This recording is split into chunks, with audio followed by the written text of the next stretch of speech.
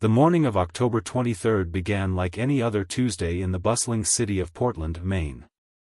Dr. Marlo Cassidy stood in her laboratory at the Center for Disease Control's northeastern branch, her eyes fixed on the peculiar blood samples that had arrived from a rural hospital in Aroostook County. The cells moved with an unnatural fluidity, almost purposeful in their destruction of healthy tissue. She had spent 15 years studying infectious diseases, but nothing in her experience prepared her for what she was witnessing under the microscope. Across town, Finnegan Rourke pushed his daughter on the swing set at Deering Oaks Park, his laughter mixing with 7-year-old Sylvie's delighted squeals. He was a simple man, a carpenter by trade, whose calloused hands had built half the custom cabinets in the city's affluent neighborhoods. His wife, Yasmin, sat on a nearby bench, sketching the autumn leaves that carpeted the ground in brilliant shades of amber and crimson. The normalcy of the moment would haunt him in the weeks to come, a snapshot of a world that was about to shatter irreparably. Meanwhile, Dashiell Torres paced the floors of Portland's Emergency Operations Center, his military background making him acutely aware that something was wrong. As the city's emergency management director, he had received 3 separate reports of violent attacks in the past hour, all from the northern counties.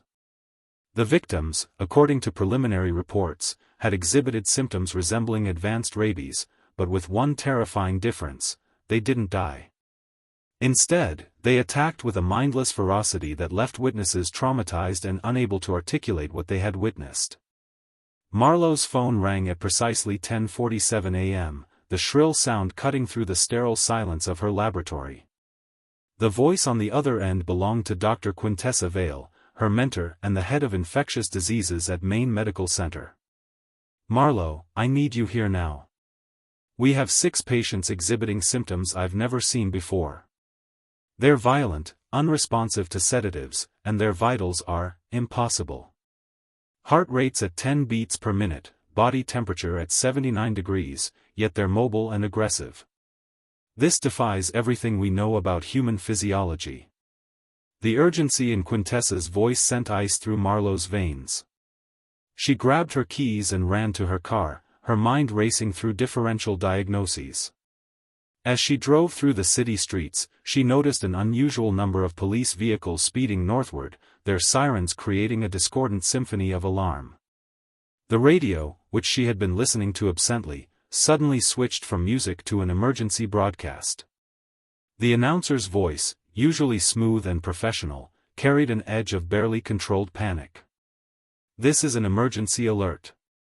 Residents of Aroostook, Penobscot, and Piscataquis counties are advised to shelter in place immediately.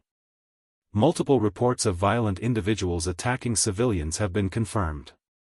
These individuals appear to be seriously ill and should not be approached under any circumstances. Law enforcement is responding to the situation. This is not a drill. I repeat, this is not a drill." Marlo's hands tightened on the steering wheel. In all her years studying infectious diseases, she had never heard such a broadcast. Her scientific mind rejected the impossible scenarios flooding her thoughts, but the evidence was mounting. The strange cellular behavior in the blood samples, the reports of violent attacks, the impossible vitals, they were all pieces of a puzzle she desperately didn't want to solve. At the park, Finnegan's phone buzzed with an emergency alert. He pulled Sylvie from the swing, his protective instincts flaring as he read the message. Yasmin looked up from her sketching, her dark eyes widening as she saw the expression on her husband's face. "Finn? What's wrong?" Before he could answer, screams erupted from the parking lot.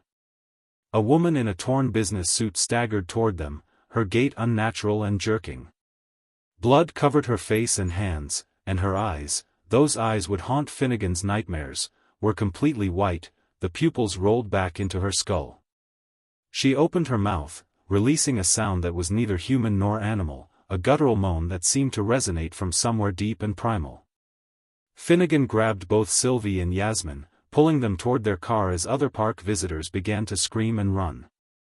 The hospital corridors had transformed into a battlefield within hours. Marlo rushed through the automatic doors of Maine Medical Center to find controlled chaos erupting around her.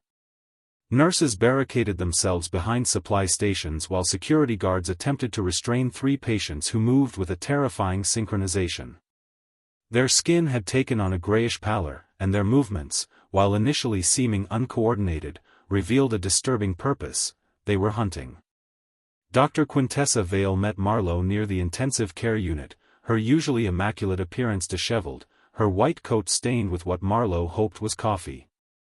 "Thank God you're here. We've isolated the affected patients, but Marlowe, they're not responding to anything. Not sedatives, not restraints, not even pain stimuli. And the ones we thought were dead? They got back up." Her voice dropped to a whisper. "We had to lock them in the morgue." Marlowe felt her scientific worldview crumbling. "That's impossible. Brain death is irreversible. You must have misdiagnosed." "I didn't misdiagnose anything," Quintessa snapped, then immediately softened. "I'm sorry. I watched Timothy Chen flatline. No pulse, no respiration, no brain activity for 17 minutes. Then he sat up and attacked his nurse. We have it on video. Whatever this is, it's rewriting the rules of biology." Across the city, Dashiell Torres stood in the Emergency Operations Center, surrounded by screens displaying live feeds from across the state. What had started as isolated incidents in rural areas was spreading with terrifying speed. His team, usually efficient and calm, worked frantically to coordinate responses with law enforcement, fire departments, and medical facilities. His second-in-command, a sharp woman named Isolde Brennan, approached with a tablet displaying a map dotted with red markers. "Sir, we have confirmation of attacks in 23 towns now. The pattern is clear, it's moving south toward Portland. Whatever these people are infected with, it's spreading through direct contact. Anyone bitten or scratched becomes symptomatic within 2 to 6 hours." She paused, her voice cracking slightly. "And sir, the military has established a perimeter around the affected areas. They're not letting anyone out."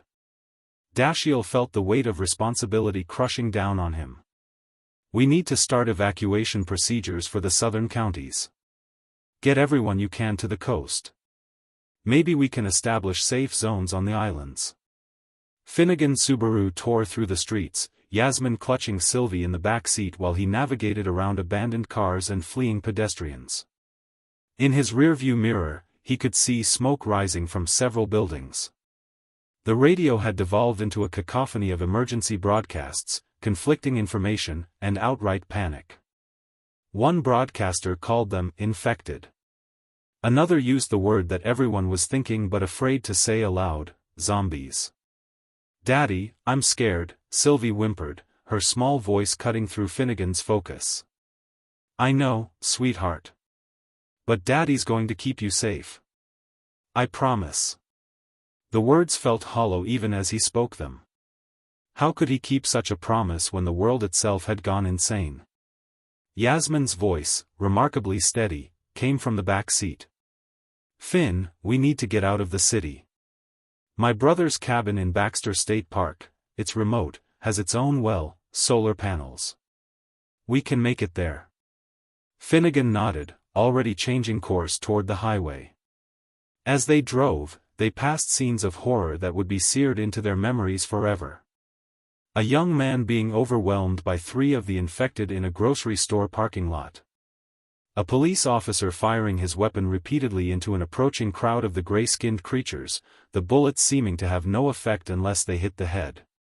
A mother running with 2 children, one of them limping badly, blood streaming from a bite wound on her leg. Back at the hospital, Marlowe had suited up in full biohazard gear and entered the isolation ward where the earliest patients were being kept. Through the reinforced glass, she could see them, 7 individuals who, 12 hours ago, had been normal people with normal lives. Now they pressed against the barriers, their movements jerky yet determined, their mouths opening and closing in that characteristic moan that sent shivers down her spine. She collected blood samples, tissue scrapings, and saliva, working with the focused intensity that had made her one of the CDC's top researchers. Under the electron microscope, she discovered something that made her blood run cold. The pathogen wasn't a virus or bacteria, it was something far more complex, a parasitic organism that seemed to hijack the host's nervous system while keeping basic motor functions active. It was like nothing catalogued in any medical database. "It's artificial," she whispered to Quintessa, who had joined her in the lab. "Look at these protein structures. They're too perfect, too efficient. This didn't evolve naturally. Someone engineered this." The implications hung in the air like a death sentence. Night fell on Portland like a shroud, and with it came a darkness that transcended the mere absence of light. Dashiell stood on the roof of the Emergency Operations Center, watching fires bloom across the cityscape like malevolent flowers. The power grid had failed in the northern districts, and the National Guard had established checkpoints at every major road leading out of the city. Below him, thousands of people crowded against the barriers, desperately trying to flee before the quarantine became absolute. His radio crackled to life. "Director Torres, this is Captain Waverly Knox at Checkpoint Delta. We have a situation. A crowd of approximately 200 infected are approaching from the north. ETA 12 minutes. We don't have the firepower to stop them if they breach the line." Dashiell closed his eyes, feeling the weight of impossible decisions. "Hold your position, Captain. Civilians take priority. Get as many people through the checkpoint as possible, then fall back to the secondary perimeter." He knew what he was really saying: sacrifice the first line to save the second. Waverly Knox, a 20-year Army veteran who had served in 3 wars, felt his stomach turn at the order. But he was a soldier, and soldiers followed orders. He began directing his team to expedite the civilian evacuation, watching as families poured through the checkpoint with whatever belongings they could carry. Among them, he spotted a man with a young girl on his shoulders and a woman beside him clutching a small backpack: Finnegan, Yasmin, and Sylvie, though he would never know their names. "Faster! Move faster!" Waverly shouted, his eyes constantly scanning the northern horizon. Then he saw them, a mass of figures moving with that distinctive, shambling gait. In the glow of the checkpoint lights, their gray skin and white eyes created a vision from humanity's darkest nightmares. "Contact! Contact north! All units prepare for defensive action!" Finnegan heard the shouts and ran, Sylvie bouncing on his shoulders as Yasmin kept pace beside him. They burst through the checkpoint just as the first gunshots erupted behind them. He didn't look back, couldn't look back, because looking back meant acknowledging the reality of what the world had become in the span of a single day. At the hospital, Marlowe made a discovery that changed everything. She had been analyzing the pathogen's genetic structure when she noticed something peculiar, a sequence that didn't match any known organism but did match something else, a research paper published 6 months ago by a biochemist named Thaddeus Grimshaw. The paper had proposed a theoretical parasitic organism that could reanimate deceased tissue for medical purposes, allowing organs to remain viable for transplant longer. She pulled up Grimshaw's employment history and felt her blood run cold. Until 3 weeks ago, he had been employed at a Level 4 biocontainment facility in Aroostook County, exactly where the first cases had been reported. She immediately called Dashiell. "Director Torres, this is Dr. Cassidy at Maine Medical. I need to speak with you urgently about the origin of this pathogen." Dashiell, exhausted and overwhelmed, took her call anyway. "Doctor, unless you're calling to tell me you have a cure, I don't have time." "It's a weapon," Marlowe interrupted. "The pathogen is artificial, created by a researcher named Thaddeus Grimshaw. If we can find him, we might be able to develop a treatment or vaccine. But sir, we need to act fast. The pathogen is mutating rapidly, adapting to overcome host immune responses. Within days, it might become airborne." The implication stunned Dashiell into momentary silence. If it became airborne, nowhere would be safe. "I'll dispatch a team immediately." "Where do we start looking?" Marlowe had already thought of that. His last known address was in Caribou, near the facility. But Director, the northern counties are completely overrun. Whoever goes in there might not come back out. Then I'll go myself, Dashiell said, surprising even himself with the declaration. Put together everything you know about Grimshaw and his research. I'll be at the hospital in 20 minutes. Isolde Brennan, who had been listening to the conversation, grabbed Dashiell's arm as he moved toward the door. Sir, you can't go on a suicide mission. The city needs you here. Dashiell gently removed her hand, his dark eyes reflecting a resolve born of desperation. The city needs a cure more than it needs me coordinating its fall. You're in charge until I return, Isolde. Get as many people to the islands as possible. Establish sustainable communities. If I don't come back with a solution, those islands might be humanity's last stand in Maine. The weight of command settled on Isolde's shoulders as she watched Dashiell leave. The journey north was a descent into hell. Dashiell commandeered a military Humvee and assembled a small team, 3 National Guard soldiers, a medic named Petra Voss, and Marlowe herself, who insisted her expertise would be necessary if they found Grimshaw or his research. They left at dawn, navigating roads clogged with abandoned vehicles and the shuffling forms of the infected. Corporal Lysander Hayes, the ranking soldier on the team, had seen combat in Afghanistan, but nothing had prepared him for this. Rules of engagement, he asked Dashiell as they approached the first major intersection blocked by the infected. Headshots only. Conserve ammunition. And remember, these were people. Someone's mothers and fathers, sons and daughters. Dashiell's voice was heavy with the moral weight of what he was asking them to do. The Humvee plowed through the infected when necessary, the sickening thuds against the reinforced hull a constant reminder of their grim mission.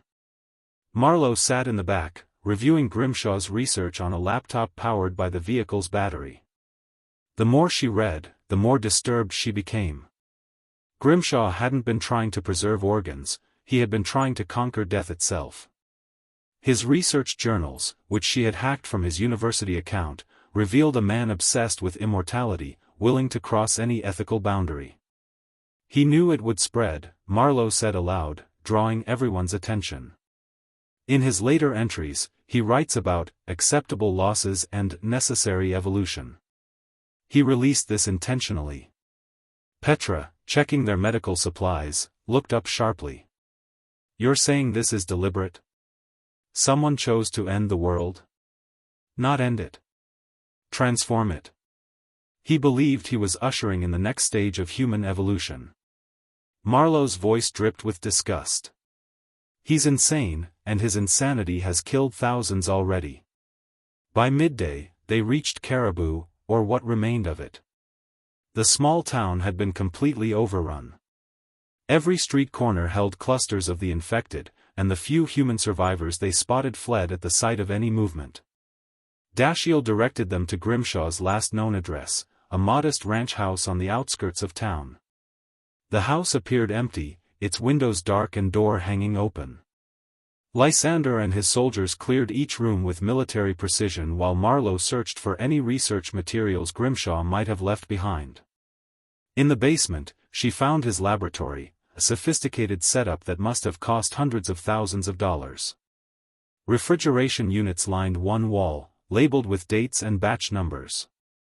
I found it, she called up. He has samples here, multiple generations of the pathogen. And look, she held up a vial filled with a golden liquid. This is labeled Counteragent Alpha. It might be a cure. Before they could celebrate, the sound of breaking glass echoed from upstairs, followed by Lysander's urgent voice, contact. We've got infected flooding in from all sides. Dashiell and Petra rushed upstairs to find the soldiers defending the doorway against a surge of infected that seemed to have been drawn by their activity. The creatures pressed forward with relentless determination, their numbers overwhelming. We need to leave now. Dashiell ordered, helping Marlowe gather as many samples and research materials as she could carry.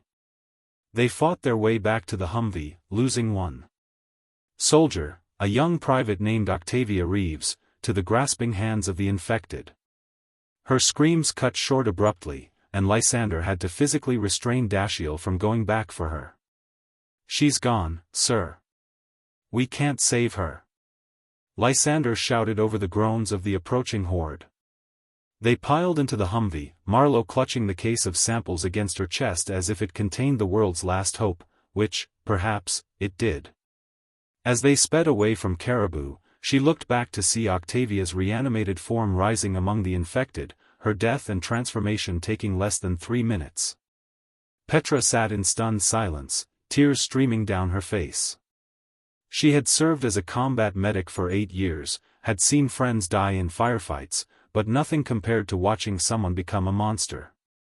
"How do we fight this?" she whispered. "How do we fight death itself?" Marlowe opened the case and began examining the vials Grimshaw had left behind. Each was meticulously labeled with dates, generation numbers, and cryptic notes. The counteragent vial was dated 3 weeks ago, right before the outbreak began. "He created the cure before releasing the pathogen," she said, her voice hollow. "He wanted to be in control of who lived and died." Dashiell's hands gripped the steering wheel so tightly his knuckles turned white. "Do you think it works? The counteragent? Only one way to find out, but we need a test subject. Someone recently infected, preferably within the first hour when the transformation is still incomplete." Marlowe's scientific mind was already working through the protocols, even as her heart rebelled against the cold calculus of human experimentation. As if summoned by her words, they encountered a roadblock ahead, a overturned semi-truck surrounded by infected. And trapped on top of the trailer, firing a handgun with shaking hands, was a lone survivor. Even from a distance, they could see the blood soaking through his shirt, the telltale signs of a bite wound on his shoulder. "There," Dashiell said grimly. "That's our test subject." The man on top of the trailer was named Cornelius Thorne, a long-haul trucker who had been making a delivery when the world collapsed. He had watched his partner get torn apart by a group of infected workers at a rest stop, had felt teeth sink into his shoulder as he fought his way free, and had been counting the minutes until the inevitable transformation. When he saw the Humvee approaching, he didn't know whether to hope or despair. Lysander and the remaining soldier, a sharp-eyed woman named Indira Moss, provided covering fire while Dashiell drove the Humvee alongside the trailer. Cornelius jumped down onto the hood, nearly losing his balance before Petra grabbed his arm and pulled him through the door. "I'm infected," he gasped as they sped away. "Got bit maybe 45 minutes ago. You should just shoot me now." Marlowe was already preparing a syringe with the golden counteragent. "How do you feel? Describe your symptoms." Cornelius's face was pale, sweat beading on his forehead. "Cold. So damn cold. And hungry, not normal hungry. It's like there's something inside me screaming for meat. Fresh meat." His voice broke with horror at his own words. "Please, just kill me before I hurt someone." "Hold still," Marlowe commanded, injecting the counteragent directly into his carotid artery. The effect was almost immediate. Cornelius convulsed, his body going rigid as the golden liquid spread through his system. His eyes rolled back, and for a terrifying moment, Marlowe thought she had killed him. Then he gasped, color flooding back into his face, and his eyes, when they opened, were normal, the pupils responding to light. "The hunger, it's gone," Cornelius whispered, touching his shoulder where the bite mark was already beginning to heal at an accelerated rate. "What did you give me?" Marlowe couldn't believe it. "It works. My God, it actually works." She immediately began calculating dosages, production requirements, distribution logistics. "We need to get this back to the hospital. If we can synthesize this in large quantities, we can save millions." But Dashiell's expression remained grim. "The hospital is in Portland, which is now behind military quarantine lines. And even if we get through, we'd need industrial pharmaceutical capabilities to produce enough counteragent for the entire infected population. We're talking about a production timeline of months, maybe years. We don't have that kind of time." The truth of his words settled over them like a shroud. Even with a cure, they might be too late to save civilization as they knew it. Petra voiced what everyone was thinking, so what do we do? Marlowe's mind raced through possibilities. Grimshaw's facility. The biocontainment lab where he worked. It would have everything we need: synthesis equipment, industrial fermenters, trained staff. If any of them survived, we could start production immediately. Lysander checked his ammunition count and shook his head. That facility is at ground zero of the outbreak. It'll be completely overrun. Then we'd better bring more firepower, Dashiell said, his jaw set with determination. They detoured to a National Guard armory that Dashiell knew had been evacuated days earlier. The building stood silent and intact, its security system still operational thanks to backup generators. Inside, they found enough weapons and ammunition to outfit a small army: assault rifles, grenades, even several rocket launchers. As they loaded the Humvee, Indira pulled Dashiell aside. "Sir, permission to speak freely?" When he nodded, she continued, "This is a one-way trip. You know that, right? Even if we succeed in securing the facility and producing the cure, the military has orders to maintain the quarantine. They won't let us out. We'll be stuck in the infected zone." Dashiell looked at his team, Lysander checking weapons, Petra organizing medical supplies, Marlowe carefully securing the counteragent samples, Indira herself standing at attention despite the exhaustion evident in every line of her body, and Cornelius, who had insisted on joining them despite having nearly died hours before. They were all volunteers, all knowing the odds. "I know," he said quietly. "But someone has to try. Someone has to choose to fight instead of just survive." He raised his voice so everyone could hear. "Anyone who wants to leave, now's the time. No judgment, no shame. What we're about to attempt is beyond dangerous." No one moved. Petra spoke for all of them: "If we succeed, we save the world. If we fail, we die fighting instead of hiding. Either way, it's better than the alternative." They drove through the night, navigating by military GPS and avoiding major population centers where the infected congregated in massive hordes. Cornelius, recovering rapidly from his infection, proved invaluable in spotting danger ahead. Whatever the counteragent had done to him, it had also enhanced his senses. He could hear the infected before they appeared and smell the decay that marked large gatherings. As dawn broke on their second day of travel, the biocontainment facility came into view. It was a sprawling complex surrounded by high walls and guard towers, originally designed to keep dangerous pathogens contained. Now it would serve the opposite purpose, keeping the infected out while they worked. But between them and the facility stood thousands of infected, drawn by some instinct to the place where their plague had been born. Dashiell stopped the Humvee a mile away and surveyed the scene through binoculars. "We'll never fight through that," Lysander said flatly. Marlowe studied the facility's layout on her tablet, which still had access to archived blueprints. "There's a service tunnel. Runs from a pumping station about half a mile east. It's designed for equipment maintenance, not people, but we could fit through it." "And how do we get to this pumping station?" Indira asked. Cornelius pointed to a small building barely visible through the trees. "There. I can smell it, no infected nearby. They avoid running water, did you notice? Every river and stream we've crossed has been clear of them." It was true. The creatures seemed to instinctively avoid water sources, another mystery to add to the growing list.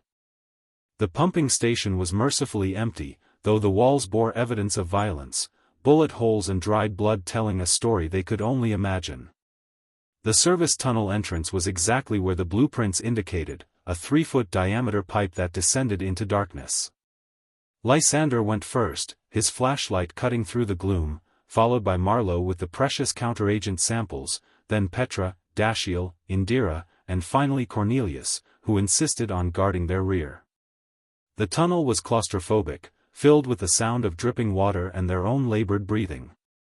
They crawled for what felt like hours but was actually only 40 minutes, emerging finally in a maintenance bay within the facility itself. The complex was a tomb. Emergency lighting cast everything in a sickly red glow, and the silence was oppressive. Bodies lay where they had fallen, scientists in lab coats, security guards still gripping their weapons, administrative staff who had tried to barricade themselves in offices. Some had been torn apart by the infected. Others bore single gunshot wounds to the head, suicides rather than face transformation. "Split up and search for survivors," Dashiell ordered. "Radio contact every 5 minutes. If you encounter infected, fall back to this position. We stay together if things go bad." They moved through the facility in pairs. Marlowe and Petra found the main laboratory, its equipment still functional and its storage freezers containing additional samples of both the pathogen and counteragent. Marlowe's hands shook as she accessed the computer systems and found Grimshaw's complete research, not just the pathogen, but his entire methodology, his notes on synthesis, his production protocols. "This is it," she breathed. "Everything we need to mass-produce the cure." Petra was examining the bodies of the lab workers when she found something that made her call Marlowe over. "Look at this one. No signs of infection, no bite marks. But there's a syringe next to him and," she checked his lab coat pocket and pulled out a vial of the counteragent. "He injected himself. Prophylactically, maybe?" Marlowe felt a chill run down her spine. Grimshaw wasn't working alone. These people knew what he was planning. They inoculated themselves before the release.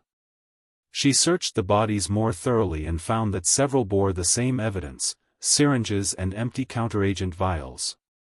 "They were in on it," Petra said, disgust evident in her voice. "They helped create this apocalypse."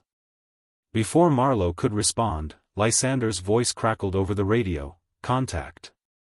We've got infected in the East Wing, lots of them. They must have been trapped when the facility locked down. They've detected us somehow, moving toward your position." Dashiell's voice cut through the growing panic. "Everyone converge on the main laboratory. We fortify there and hold position while Dr. Cassidy begins synthesis." They came together in the lab, sealing the heavy security doors just as the first infected began hammering against them. The doors would hold, but for how long? Marlowe immediately began working with the laboratory equipment, her hands moving with practiced efficiency despite the sounds of the creatures outside. She had produced vaccines before, but never under such pressure, never with so much at stake. Indira and Cornelius worked to barricade the secondary entrances while Lysander and Dashiell inventoried their ammunition. They had enough for perhaps an hour of sustained combat, maybe less if the infected broke through in force. Hours passed in tense concentration. Marlowe worked through the night, using the facility's industrial fermenters to grow the bacterial cultures necessary for counteragent production. Grimshaw's notes were detailed. He had designed the synthesis process to be relatively quick, perhaps always intending to profit from selling the cure after releasing the plague. 6 more hours, Marlowe announced as dawn light began filtering through the high windows. "I can have enough counteragent for 10,000 doses in 6 hours. We'd need to prioritize recently infected individuals, those who can spread the word and help administer the cure to others." But their time was running out. The infected had been joined by more of their kind, drawn by the noise and activity within the facility. The security doors groaned under the sustained assault, their seals beginning to fail. Dashiell made a decision. "Lysander, Indira, Cornelius, you're going to lead them away. Take the Humvee, make as much noise as possible, draw the horde off. Give Dr. Cassidy the time she needs." Lysander met his commander's eyes, understanding the sacrifice being asked. "What about you and Petra? We stay here. Protect the lab. If they break through, we'll hold this position to the last round." Dashiell's voice was steady, accepting. Cornelius stepped forward. "I should stay. The counteragent changed me somehow. I'm stronger, faster. I can hold them better than you." Which is exactly why you need to survive, Marlowe interjected, not looking up from her work. You're proof the cure works, living evidence we can use to convince people to take it. You're more valuable alive than as another soldier. The three soldiers clasped hands with Dashiell and Petra, then disappeared into the service tunnel. Minutes later, the Humvee's engine roared to life outside, its horn blaring. The hammering on the laboratory doors lessened as the infected pursued this new, louder target. Dashiell and Petra waited in the sudden quiet, weapons ready, as Marlowe continued her work. 5 hours and 43 minutes later, Marlowe held up the first production batch of counteragent, 10,000 doses in sealed vials, each one representing a life that could be saved, a person who could be brought back from the brink of monstrosity. She carefully packed them in insulated cases designed to keep them stable for weeks without refrigeration. "It's done," she said, exhaustion evident in every syllable. "We have a cure." Dashiell's radio crackled. Lysander's voice came through, strained but alive, "Still leading them on a merry chase, sir. The Humvee's taken some damage, but we're mobile." "What's your status?" "Package is secure and ready for delivery," Dashiell responded. "Where are you?" "About 3 miles northwest, near the old sawmill." "The horde it's bigger than we thought, sir. Thousands of them. We can't shake them completely." Marlowe was already at the computer, pulling up tactical maps. "There's a river valley just west of your position. If you can lead them there." She paused, making calculations. "The current is strong enough. They avoid water. You could trap them." "Copy that. Moving to valley position." Lysander's transmission ended. But their momentary relief was shattered by the sound of tearing metal. The laboratory's main door was finally giving way. Dashiell and Petra took up positions behind laboratory tables, creating a firing lane. The door burst inward, and infected poured through like a putrid tide. They fired with disciplined precision, headshots only, just as they'd been trained. Bodies fell, creating obstacles that slowed but didn't stop the advance. Petra's rifle clicked empty first. She smoothly transitioned to her sidearm, continuing to fire even as the infected closed the distance. "Go!" Dashiell shouted to Marlowe. "Take the counteragent and go." "The service tunnel." Marlowe hesitated, clutching the cases. "I can't just leave you." "You can and you will."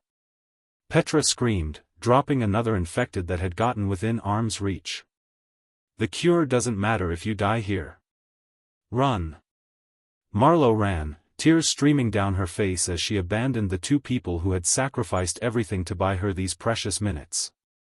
Behind her, she heard Dashiell's calm voice, "It's been an honor, Petra." "Likewise, sir." The gunfire continued as Marlowe crawled through the service tunnel, the cases of counteragent clutched against her chest. She emerged into daylight to find the Humvee waiting, Lysander at the wheel. Indira and Cornelius provided covering fire as Marlowe scrambled into the vehicle. "Dashiell and Petra?" Lysander asked, though his expression said he already knew. "They gave us time," Marlowe said, her voice breaking. They drove in silence toward the military quarantine line, the cases of counteragents secured in the back. Behind them, the forest echoed with gunfire that gradually faded to silence. Dashiell Torres and Petra Voss held their ground until their ammunition ran out, then fought hand to hand until they could fight no more.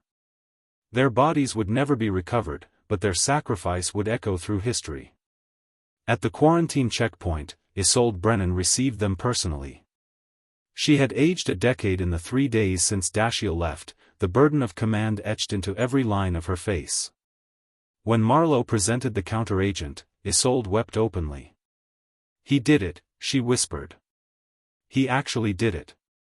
The cure spread from there, first to Portland's remaining hospitals, then to the island communities, then across the military corps.